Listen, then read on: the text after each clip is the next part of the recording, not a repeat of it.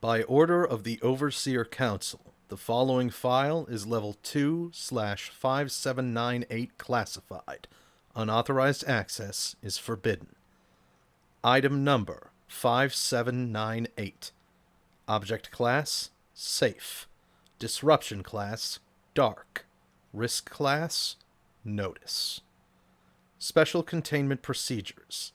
The building containing SCP-5798 has been purchased by the Foundation and shuttered from public access. 2 Foundation Guard personnel are to be stationed on site for the purposes of deterring trespassing. Description: SCP-5798 is an entity of indeterminate length residing in the plumbing system of a Young Men's Christian Association building in Florida. Subterranean imaging techniques have revealed that SCP-5798's length takes up the entirety of the building's plumbing system. The entity's physical appearance is that of a mass of flesh, terminating in several tentacle-like appendages. SCP-5798's epidermal coloration is entirely transparent, and as a result, veins, muscle tissue, and small blonde hairs have been observed as part of the entity. SCP-5798 is mostly dormant, and has only been observed to surface for brief periods of time through a small drainage gate located in the shower of a men's locker room, fitting its appendages through the slots on the grate. The entity is capable of extending up to 1.2 meters from the drain. SCP-5798 is sapient and is capable of communicating coherently in English. See Addendum 5798.1. Addendum 5798.1 Incident Log. Initial research of SCP-5798 was conducted by junior researcher Haddow. While tuning subterranean radar equipment inside of the locker room, the following events occurred, a log of which has been transcribed from surveillance footage and can be found below. Begin log. Researcher Haddow sits in front of the shower, taking notes. A voice is heard, coming from the drain. "Hey!" "Huh?" Haddow looks up from his notes and turns his head. "I'm over here, bud. Down the drain." "Oh. That's it? Oh? You talk to someone like me often?" "I just wasn't aware you could speak. Believe it or not, you're normal compared to some of the things I've conversed with over the past week." "Seriously? You work at a 7-Eleven or something?" "Practically." "Oh, I guess they'll want me to ask you questions. Let's see, you have a name?" "Don't think so." "What are you?" "Don't care." How'd you get into, your situation?" "Don't know." God! Sorry. I can't give answers like that. They want information. Shit, well, I'm really sorry, man. I genuinely can't answer those questions. Who's they? My bosses. Look, even if you have to make something up, I won't know. I just need research credits, please. Haddow brings his left hand to his temple and begins massaging it. I wasn't trying to be rude or anything. I just don't think about those things, you know? I apologize. It's fine. I'm fine. You sure about that, man? I promise, you can talk to me about it. What? I mean, Christ, I'm talking to a fucking drain monster. This is ridiculous. There's no need to be prejudiced. I can speak and think just as well as you can. I'm willing to lend an ear if you think it would help. Just pretend I'm not here and speak your mind. No filter. You sure? I mean, I'd sound unhinged. I'm already talking to a drain creature, I know. Just give it a shot, dude. I won't judge. Fine. No, God, no, I'm not all right. This is how healing happens.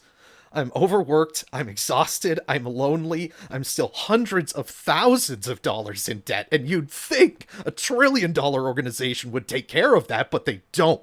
I do pointless research all day in hopes of maybe getting a paid vacation one year, and a complimentary plaque in the site break room or some shit. Sure, if I'm lucky enough to be so useless to the Foundation that they actually let me go, I'll be able to retire at 60, where I can own a nice little compensation house for me to fuck off and die in peace. That is if I don't lose my life talking to a fucking drain snake or end up in a wheelchair because I looked at a book the wrong way on a Tuesday or some other contrived bullshit. Haddow groans and begins sobbing into his hands. Let it all out, bud. Let it all out. I'm listening. Girls don't like me, guys don't like me, hell, at this point my fucking hand doesn't like me either. I have so much work to do all the time, and I'm shit at time management, and I have to ask for deadline extension, and it never ends, and I haven't slept more than 4 hours in years. Years! Jeez, that's awful, dude. I never realized you guys up there had it so bad. Only if you're poor. I don't mean to make you jealous, but I never had to deal with anything like that. What would you know about anything? You're a fucking drain snake. Hey, I'm pretty cultured. Like, I got it all down here. I can sleep as much as I want, watch movies all day. God! Wait, really? Totally, dude. Movies, TV shows, games, YouTube, whatever. Well, now I'm interested. How do you do all that? No clue. I just think about it really hard and it happens. I've always been able to do it. I basically spend all my free time online. So you have internet? You sleep as much as you want, and you... What else do you do? How do you occupy yourself all day? Like I said, podcasts, message boards, Warcraft. Speaking of which, I do have a raid coming up in 20, so I might have to step away for a bit, if that's good with you. Isn't that a paid game? Bitcoin. You ever try crypto, dude? It's the future, I'm telling you. Man, it sounds great down there. Life's just better. You'd probably enjoy it, and I take it you're not much of a socialite anyways, but the only downside about living down here is that it gets a little lonely. Can't you just talk to people online? Yeah, but it's just not the same. Why do you think I started talking to you? Good point. Been getting into writing recently. Helps with the introspection. You write? Whenever I want, for as long as I want. That's all I've ever wanted to do. Down here, you'd be able to write all day. You're so right.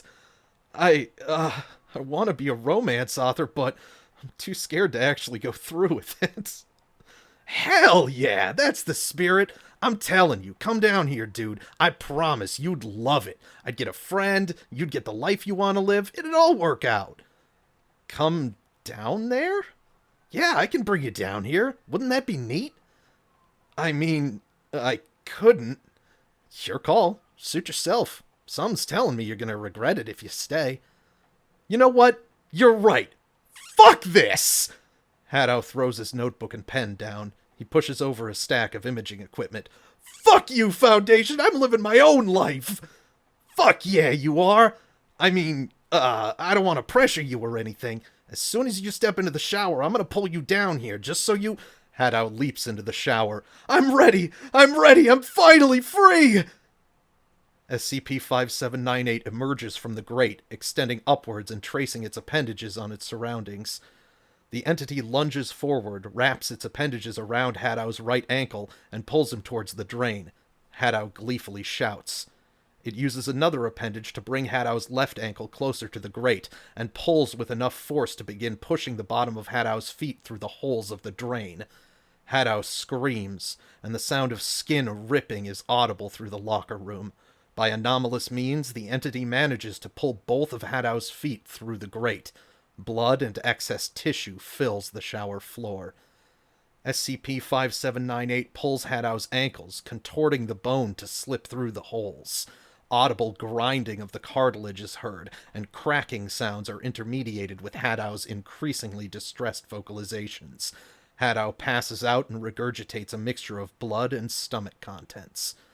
A loud crunching noise is heard as SCP-5798 snaps the tibia and fibula of researcher Haddow's lower legs. Several more appendages emerge from the grate to retrieve excess skin. Haddow seizes and continues to vomit. In his thrashing, he has broken several teeth, and his nose appears to be displaced. Haddow appears to regain consciousness and vocalizes unintelligibly. As the entity attempts to squeeze Haddow's crotch through the grate, another snapping sound, assumed to be Haddow's pelvic bone, is heard. Haddow goes limp as SCP-5798 squeezes his torso and stomach through the grate. A slurry of entrails and viscera is expelled from Haddow's mouth, which increases in concentration as more of his body is forced through the drain. Haddow's ribcage snaps, and his upper torso sinks to the floor. The last of Haddow's body, the head, is pulled through the drain. Excess brain matter, hair, ocular muscles, and teeth surround the immediate area of the grate. The slurry of bodily fluids and entrails stains the shower. End log. Upon further interaction with SCP-5798, the entity used researcher Haddow's voice to communicate. No relevant or new information has been gained from this research, and the entity claims to have no recollection of researcher Haddow. The content of this recording is released under the Creative Commons by Sharealike 3.0 license. All attribution goes to the original author of SCP-5798, an interview with the Drain Snake, J Dune of the SCP Foundation Wiki, which can be found at scp-wiki.net/scp-5798.